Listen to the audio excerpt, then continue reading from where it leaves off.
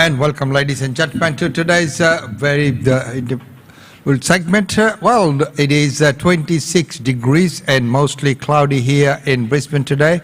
That's the forecast, but as I look out the window, all I can see is a beautiful, beautiful, lovely, sky with sunshine. So, it will be cloudy during the day as well. But right now, let's get on with the show. We have lots to talk about today in this show. So we will be talking about international travel. Hey, that's good news on the thing. And we'll also look at why Queen is not going to be attending that summit and many other the news. And then, of course, we'll be finishing off this segment today with the Daily India Report by Ankita. But then, at 10 a.m., we'll be joined by Tanvi Goyal of Oz India Travel to discuss all exciting things about travel as the bubble seems to be opening. Well, right now, here is that news about the international travel. Then in terms of international travel, the Prime Minister has indicated that I've signed off on the Biosecurity Declaration Order, which means one very simple thing. From the 1st of November, double-vaxxed Australians will be able to leave the country and return to the country. And so fully vaccinated Australians will not require an exemption to depart Australia from the 1st of November. This is the first stage of our international reopening.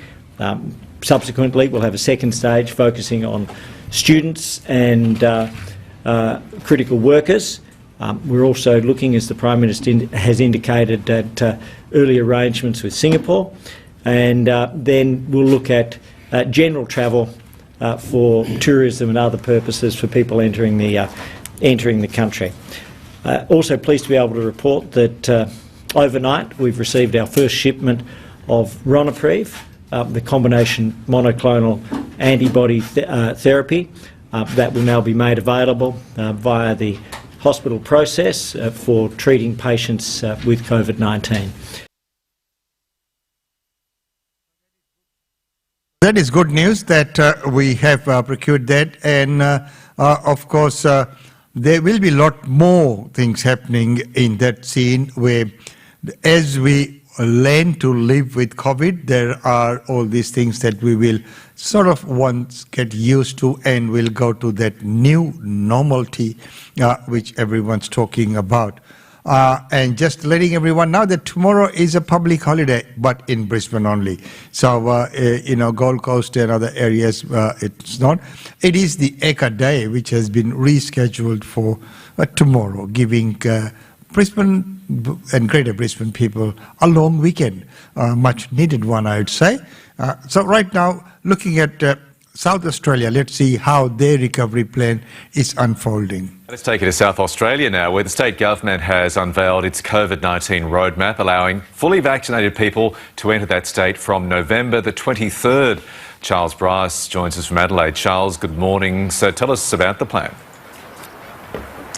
Good morning, Michael. Well, November 23 is the date that everyone should be marking on their calendar. That's when South Australia will open up its borders to those who are double vaccinated. It'll open up its border to most of Australia, those areas where there are high transmission of the virus and low vaccination rates. Those people coming from those areas will still need to isolate once they enter into South Australia. International arrivals will be back on the cards as well. Those people coming in from overseas will only need to isolate for 7 days instead of the 14 that is currently in place. If you've got more than 20 friends, Michael, you'll be able to add another 10 to the guest list for home gatherings as well. Some restrictions will still remain in place for the time being. They are density limits, they'll stay at 75%. And masks will still need to be required.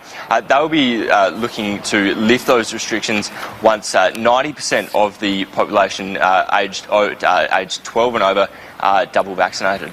And what's been the reaction from locals, Charles? There's been quite a mixed reaction, Michael. The ambulance union, they are saying that they have grave concerns. There was no announcement of extra capacity for ambulances. Of course, we are expected to see a rise in COVID-19 cases once the borders do open up. And the Australian Medical Association here in South Australia, they've got quite a few concerns around the southeast of South Australia, being so close to the border on Victoria and having sort of a lower capacity for health in that area. They're quite worried as well, but regardless of that, people will be coming in from November 23 and families will be reunited for Christmas, which is very exciting. Being reunited for Christmas is exciting, and of course we know that people are planning for that. And a lot of these exemptions and restrictions being moved are getting closer to Christmas, and that's the date that people are working towards, knowing quite well that the numbers will increase once the restrictions are eased. But because we would have reached that magic number of vaccination, we will now have to deal with it and live with it. So the medical field, as has been mentioned in some of the reports, that the medical team are geared up and ready for that. Well, right now, let's hear from Victoria. Firstly, I'm not the Chief Health Officer, so I'm not really best placed to opine on what does that public health environment look like. I think what we've done here in Victoria collectively is we've said the vaccine is the way out of all this, and we want to encourage and ensure, and ultimately, really underscore the importance of people getting vaccinated in order to participate in all these things. What does year look like? What does next year look like? Well, who knows, right? We don't know what's going to emerge over the next 4 or 5 months. We'll look with interest at Northern Europe in terms of what's happening there, in terms of their winter as they go through that sort of setting. We don't know yet what's going to happen around other variants. We want to, in order for us to put all those things behind us, there are things that we can all do. We can all get vaccinated, first dose, second dose. TGA today has finally given us the amber light at least on booster doses. We wait for the green light from Atagi & Co. Let's get on with that and get those booster doses done before we get into our next winter in June, July next year. There's plenty for us to go and do and to manage all those pieces and to manage those COVID safe settings and to see how we go over the next few months. In the scheme of that, dealing with a really small minority of people who for whatever reason don't want to get vaccinated just isn't that important. So the key message there is, they're not worrying about the small number of people who are refusing to get vaccinated. And that was always the case, that, you will never get 100% because some people will always oppose that, and they are. Well, right now, let's go to London and see why the Queen is not going to be attending the summit. Let's get more, though, on that breaking news out of the UK, that the Queen will no longer attend the Glasgow Climate Summit next week after doctors recommended she rest. Nick Dole is across it all in London. Nick, this is kind of a big deal because the Queen was very engaged in what she was hoping to see come out of these Glasgow talks, and she still is going to be involved in some way, but what's the latest? That's right, Lisa. The Queen will still be involved in the COP26 climate talks, but it'll have to be virtual rather than in the flesh. Buckingham Palace says that doctors have told the Queen that she really needs to rest and that she has accepted that advice with regret. Now, we've known for about a week that the Queen hasn't been in the best of health. It was about this time last week that it was announced she was pulling out of a planned trip to Northern Ireland, and she opted instead to try to save her strength for the COP26 climate talks. We later found out she'd actually spent a night in hospital for tests before returning to Windsor Castle. And she still is at Windsor. She's performing duties and said to be in good spirits. But the palace says she is disappointed she's not going to Glasgow, and she does have, at least appear to have, some fairly strong views on the subject. She was picked up by a microphone recently saying that she was very irritated by people who talked about climate change but didn't do anything about it. And while she obviously doesn't make the policy herself, certainly her presence at the summit would have lent some weight to the event and to the enormous task that world leaders have before them. But I suppose when you consider this is a summit with tens of thousands of people jetting in from all over the world with COVID-19 circulating, for a 95-year-old who hasn't been in the best of health, perhaps it's not surprising that doctors have advised her it might be best to keep her distance. Well, going on that medical advice, she will not be attending the summit as been required. And of course, what she said there, what was picked up on the microphone was that she gets irritated by the people who talk about the climate change and do nothing about it. And of course, that is quite a legitimate feeling, because there are many, not only on that topic, on any topic, when people talk about things and don't do anything. Actions speak louder than words. So you might be saying whatever, you might be putting whatever on your social media sites and handles, but if you don't do the things that you say, it does not make any sense, and it has got no reflection on you. Well, right now, looking at inflation, the way it is going, inflation in turn will have a consequence on the interest rate. So there's two areas that are at the moment on the way up: fuel and housing prices. Let's take a look at this report. Let's catch up with finance news now. Here's Alicia Barry. Hi, Alicia. So we've had this strong reading on inflation. What does this mean for interest rates? Well, markets are anticipating, or at least putting more pressure on the Reserve Bank to lift interest rates before it has planned to, which is in 2024. But I will get to that. The inflation reading today was really driven by surging fuel prices. That's helped push the inflation reading up more broadly over the past 3 months. And it is, as I say, putting upward pressure on interest rates. Official data shows that the headline Consumer Price Index rose 0.8% in the September quarter. Now, that quarterly rise was really down to a jump in fuel costs, which were up 7.1%, and also housing purchase prices, which were up over 3% in the quarter. And the quarterly reading takes the annual price gain to 3% over the year to September. But the really big takeaway from this release when it comes to interest rates is that the Reserve Bank's preferred measure of prices, which strips out volatile movements, rose by 0.7% over the quarter and 2.1% over the year. Now, it's the first time in 6 years that core inflation has been above the bottom of the Reserve Bank's 2 to 3% inflation target range. The RBA says it won't lift interest rates until 2024.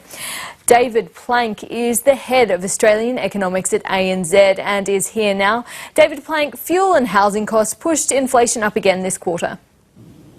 Yes, they impacted the headline number. So we saw a quarterly rise of 0.8, which actually was in line with what happened in the previous quarter. And annual inflation at the headline level actually came down quite a bit because the very strong September quarter last year, which was rebounding from the June quarter, so very affected by the pandemic, that dropped out of the numbers. So annual headline inflation came down, but as you said, what really mattered is the fact that core inflation, the thing that the Reserve Bank focuses on, has lifted above 2% for the first time in quite a few years. Now, this preferred measure, the core inflation, was stronger than the markets anticipated. What have they made of it? Well, interest rates have jumped up. Market interest rates are not the cash rates, but kind of the market interest rates have jumped up. So we've seen quite a strong rise in, say, the 3-year bond rate. That would feed through, if it's sustained, into fixed rate mortgages. So it does have an impact on households and businesses. And so we've seen that jump quite considerably. I think we're going to be in a period now where, well, we have been for a while, but this will intensify, where the market and the RBA will disagree. As you said, it's the first time in 6 years we've been above 2%. So I don't think the RBA is going to panic about this number, but the market certainly is very focused on what it might mean. So you've implied that the RBA probably won't change its view on interest rates on this number alone and move the 2024 hike that it's planned forward. What do you think will have to happen for the RBA to change its view? Yeah, well, so the RBA governor said he was on a panel last week, and he said on Friday, which I think was a very pointed reference to the market. He said the market worries much more about whether inflation's 1.7 or 2.3 than people in the real economy rightly do, and obviously his emphasis would have been on rightly, and I think he sees the RBA as part of the real economy, not part of the financial and the way they think about things. What he's made it clear, that the 2024 expectation is not a commitment. That will change if the data changes. So if the data changes, the RBA will be quite happy to tighten earlier than that. In fact, it's kind of good news, really. But what he's made it clear is that the rise in inflation has to be sustainable, and he's linked sustainability to wages. So we really need to see it, certainly in the current way the RBA is framing it, wages to lift. There's a lot of supply-side pressures, a lot of kind of one-off things in inflation data at the moment, and I think the RBA will want to look through that and think about where inflation is going to be in a couple of years' time. And if wages aren't moving, aren't accelerating quickly, then I don't think the RBA will be confident that inflation will sustain well above 2 if wages aren't growing faster than they currently are. And David Plank, in the years after the global financial crisis, we were really waiting for inflation to arrive, and it has in a way now. Do you think it's going to be transitory, or is it going to be sustained and start to become entrenched? Well, everybody's forecasting inflation to be higher. It's just the question of when. And everybody, and in most people's minds, that's a good thing. Policy has been set to push inflation up. But it's got to be done in a way that's sustainable. And, I'm in the camp that believes it's unlikely that we can sustain high inflation or higher inflation, in the 2s, unless wages pick up. If wages are staying where they are or only pick up moderately, then I can't see how inflation can be sustained, for over a period of 2-3 years. And that's what's important for the RBA. So it all comes down. And of course, that is the catch 66 situation. So, it goes round in cycle, the full cycle, then right now it revolves around the wages. And if the wages increases, then the inflation at the current rate or the predicted rate would then be sustainable. But at the moment, it is still in limbo. And many times, whatever the predictions are, when actual facts and figures are brought to the table, that's what makes the decision that RBA puts on. But it will be interesting to see. I think this might be the tipping point, the turning around as they reckon. And at least the talks are happening, so it means that it could be happening sooner than later. Well, right now let's take a message from our sponsors for this segment before we go into the Daily India report for today. GlobeNet Realty. GlobeNet Realty has been the longest established, trusted and respected agency in its trade area. Washa Chandra, Director of GlobeNet Realty, provides honest and ethical service to her customers. If you are thinking of investing in Brisbane real estate market, or if you are seeking professional property management, then you should contact Usha Chandra today on landline 3865 4466 or mobile 0419 775 416. And for further updates, log on to our website www.globenetralty.com.au. GlobeNet Realty is your own local real estate agency. Situated at Shop 52281 Sandgate Road, Boondall. GlobeNet Realty. Real estate is our world.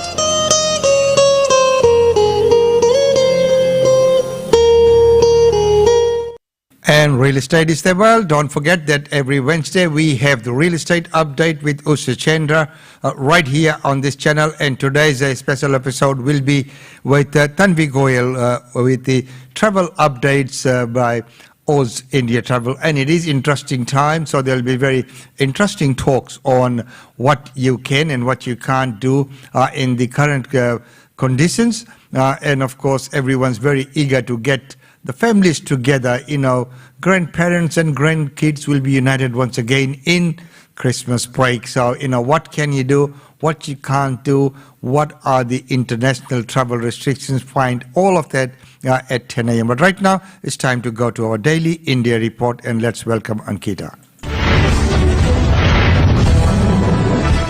Welcome to the Daily India report that brings you glimpses of the changing India and the growing engagement of the Indian diaspora with India. In our first story, US senators have urged US President Joe Biden not to impose provisions of the punitive CAATS-A against India for buying the S-400 surface-to-air missile system from Russia. Two powerful US senators on 26 October urged US President Joe Biden not to impose provisions of the punitive Countering America's Adversaries Through Sanctions Act against India for buying the S-400 surface-to-air missile system from Russia. In a letter to Biden, Senators Mark Warner of the Democratic Party and John Cornyn of the Republican Party urged the president to grant a national interest waiver to India. This waiver can be provided under CAA-TSA if the issue is in America's national security interest. The two senators wrote, quote, "We strongly encourage you to grant a CAA-TSA waiver to India for its planned purchase of the S-400 surface-to-air missile system.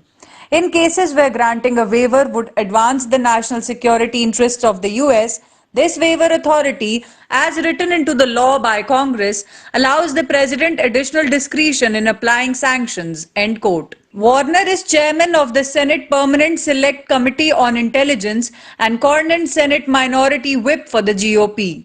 Both are co-chairs of the Senate India Caucus, the only country-specific caucus in the US Senate. They further wrote, quote, "We share your concerns regarding the purchase and the continued Indian integration of Russian equipment, even with these declining sales.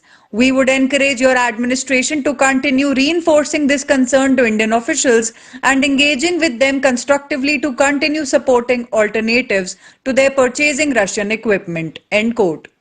In October 2018, India signed a $5 billion deal with Russia to buy 5 units of the S-400 air defense missile systems, notwithstanding warning from the then Trump administration that going ahead with the contract may trigger US sanctions under CAA-TSA.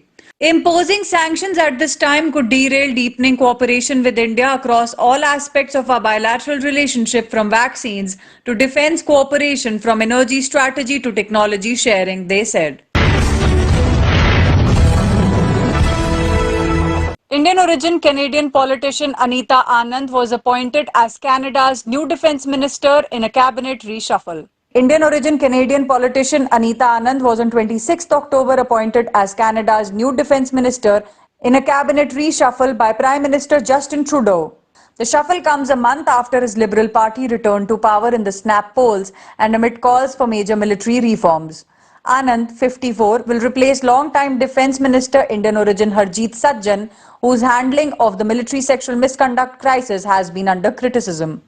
Sajjan has now been appointed as Minister of the International Development Agency. The new cabinet maintains gender balance and has 38 members. Reports said Anand has been touted as a strong contender for weeks among defence industry experts, who said that moving her into the role would send a powerful signal to survivors and victims of military sexual misconduct that the government is serious about implementing major reforms.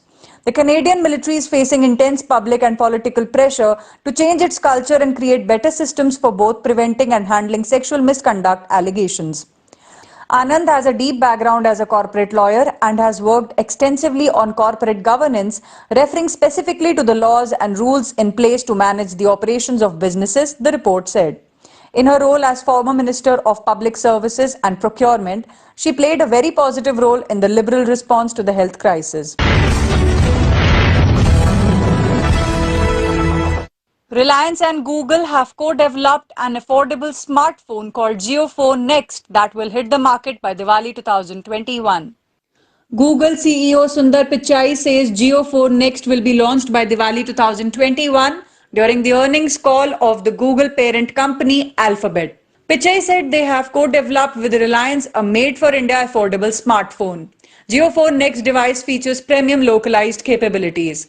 The COVID-19 pandemic pushed people to adopt smartphones, and Google and Reliance see a big shift from feature phones to smartphones. Also, the two partners are building a phone to work in English and regional languages. Pichai sees digital transformation make a huge dent over a 3 to 5 years.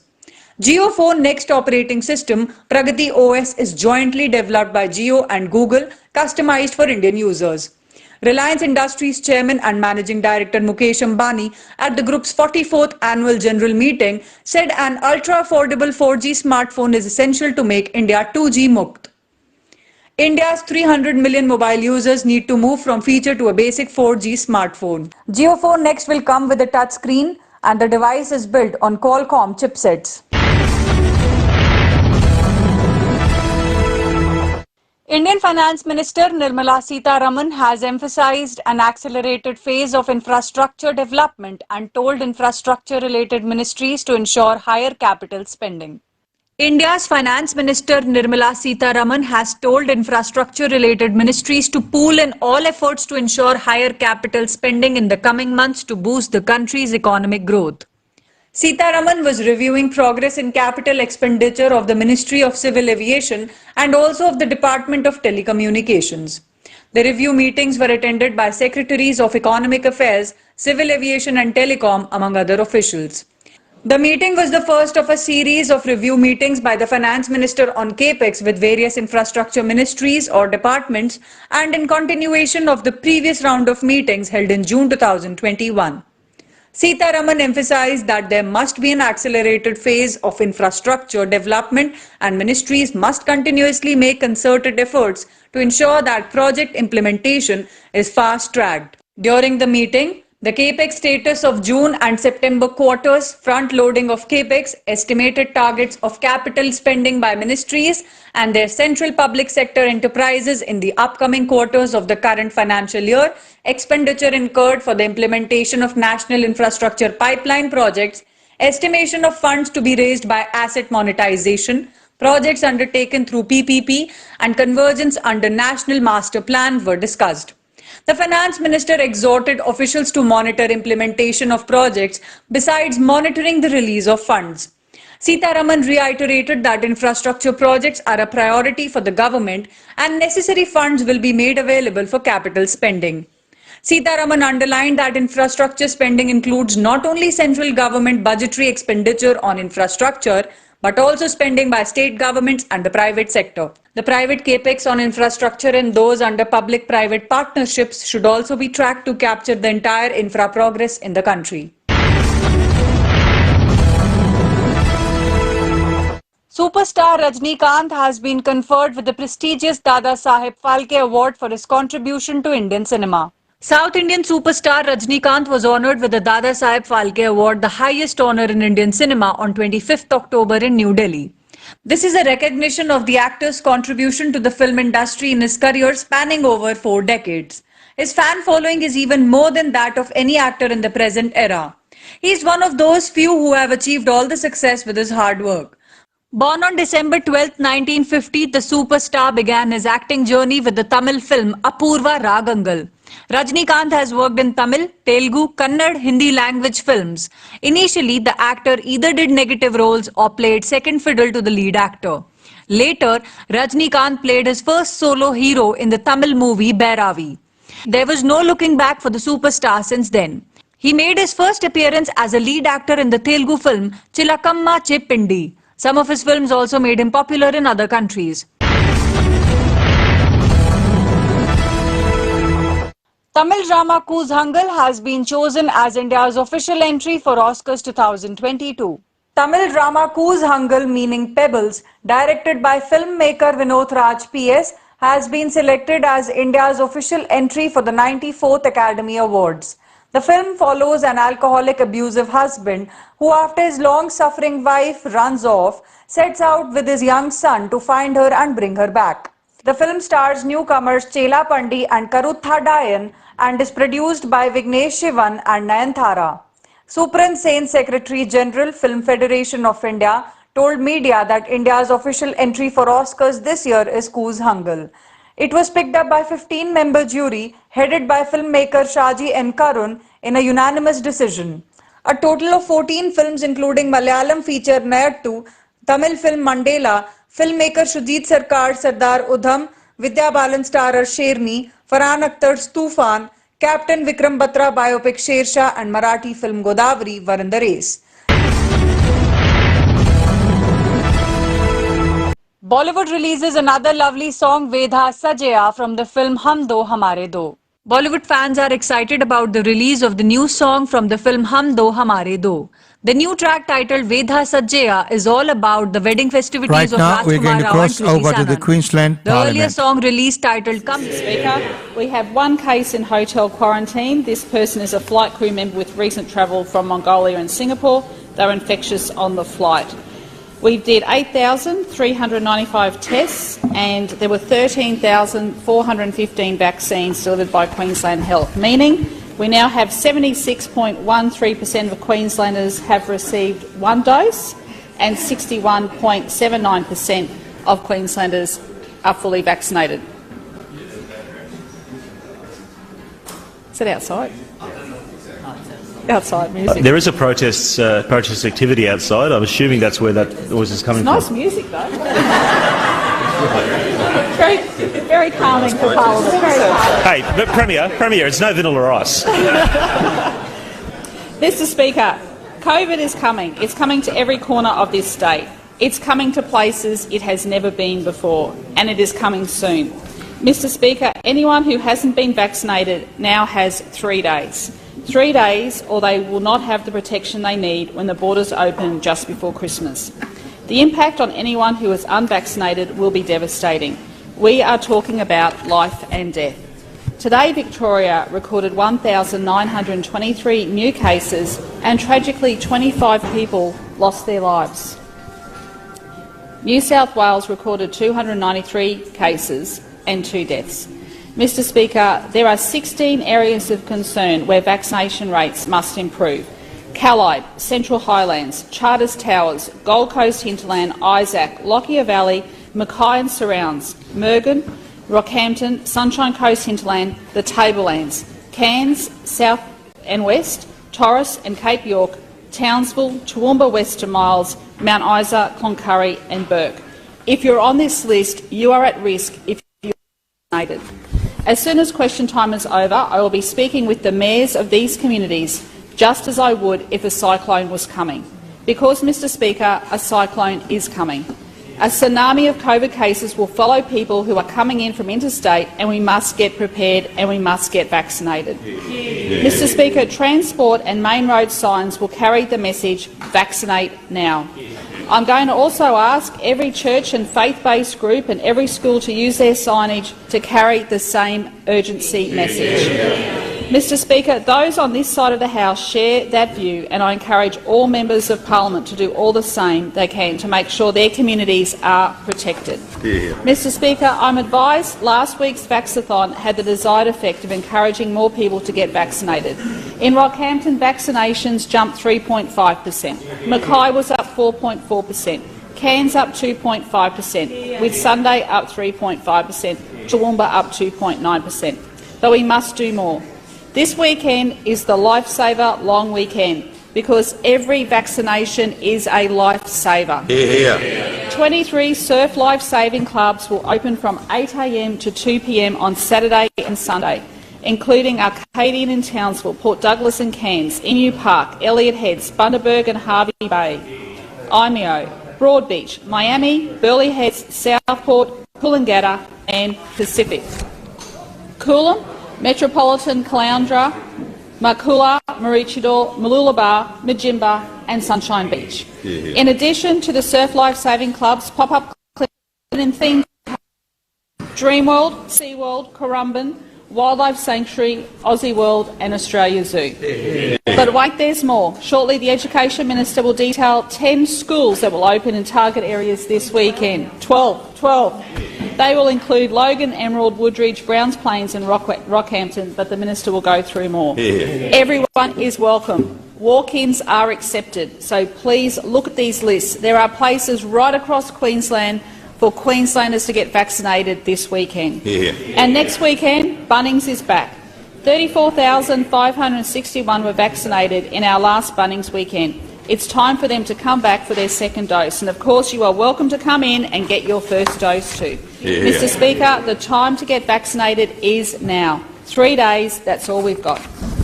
Mr. Speaker, on behalf of my government and our state, I take this opportunity to publicly farewell and pay tribute to His Excellency the Honourable Porter Jersey, AC, as the 26th Governor of Queensland. His Excellency was appointed to the role by Her Majesty the Queen in 2014 following a distinguished legal career. He was called to the bar in 1971, was appointed as Queen's Counsel in 1981 and as Judge of the Supreme Court of Queensland in 1985. In 1998 he became the 17th Chief Justice of Queensland, serving in that role for more than 16 years. He was appointed a Companion of the Order of Australia in 2000 and awarded a Centenary Medal in 2003. Her Majesty the Queen appointed His Excellency as Commander of the Royal Victorian Order in 2021 Queen Birthday Honours List in recognition of services as Her Majesty's Governor of Queensland. For the past 7 years, His Excellency has carried out his constitutional duties, ceremonial functions and community role as Governor with the utmost dignity and dedication. I particularly acknowledge his outreach to communities across the state during his term, which officially ends on Monday. Mr Speaker, it was my honour to host a farewell dinner for His Excellency Mrs de Jersey. It was an evening of great warmth and affection. I was pleased to offer my personal impressions, which I believe are shared by many, such as his eagerness to engage with the people of our state, his 272 visits to regional centres, his effective use of social media, his famous walks down Gregory Terrace during the Ekka surrounded by happy showgoers and posing with strawberry sundaes, his considerate advice and guidance, and his sensible modern approach to the executive duties of Governor in our system of government. In his reply, he conveyed his deep respect for the office and his profound affection for our state of Queensland. And, Mr Speaker, with very good grace and humour, he pointed out that although he will remain honourable, he will no longer be excellent.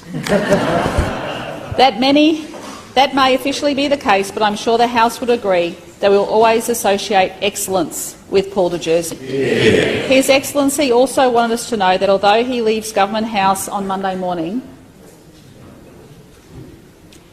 His Excellency also wanted us to know that although he leaves Government House on Monday morning, he's still Governor until his successor is sworn in on Monday afternoon.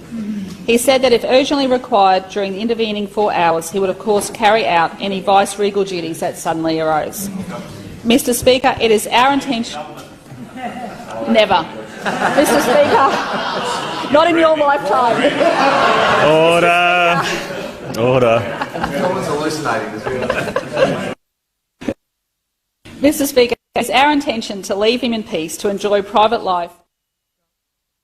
Ladies and gentlemen, Governor will be sworn in on Monday afternoon, and Paul de Jersey's tenure finishes on Monday morning, and we wish him all the best. And of course, we also wish the incoming governor all the very best, and looking forward to working together with Dr. Jeanette Yang, who will now become the new 28th governor of Queensland. So that is an amazing thing. So we are living in historic times. Of course, today, also before we go into functions and events, is a very special day. Today we also pay tribute to Manmeet Alisher. Of course, this is the tragic day where we remember him, and there will be a function or get together at his park today at midday. And I know that Giri Siviraman and many others and the Transport Workers Union and everyone will be there. So today noon at the Luxworth Park, which is now Manmeet Memorial, it will be happening there today. So today we remember him, and for the tragic passing away, 28th of October. So today at noon at Luxembourg Park, if you are anywhere close by, come in and join in to pay your respects as well. So ladies and gentlemen, with that, let's take a quick look at functions and events happening right here in Brisbane.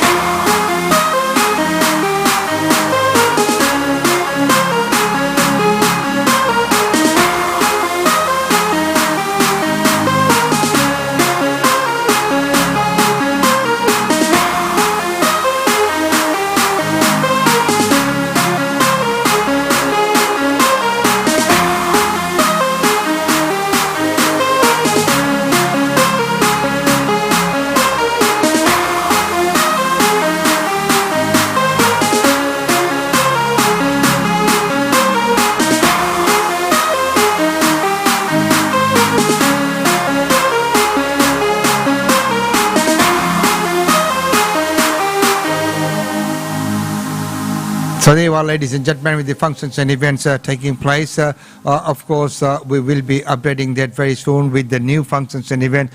Lots have been happening. And of course, today at noon is at Luxembourg Park, which is now the Manmeet Memorial, is where, or Manmeet's Paradise, as they call it, get together at noon today to, pay our respects and remember him for who he was and how he was suddenly taken away from us. And yesterday night I took part in a peaceful gathering in front of the Brisbane City Hall, and that was standing in solidarity with the Hindus in Bangladesh, where they were, during the auspicious occasion of Navratri, and while they were doing their pujas, all the things were damaged, and there were a mass destruction of all the idols, and they were attacked upon. So, here we are in Australia, where we are allowed to practice and our own custom, traditions and religions, and everyone has that basic right.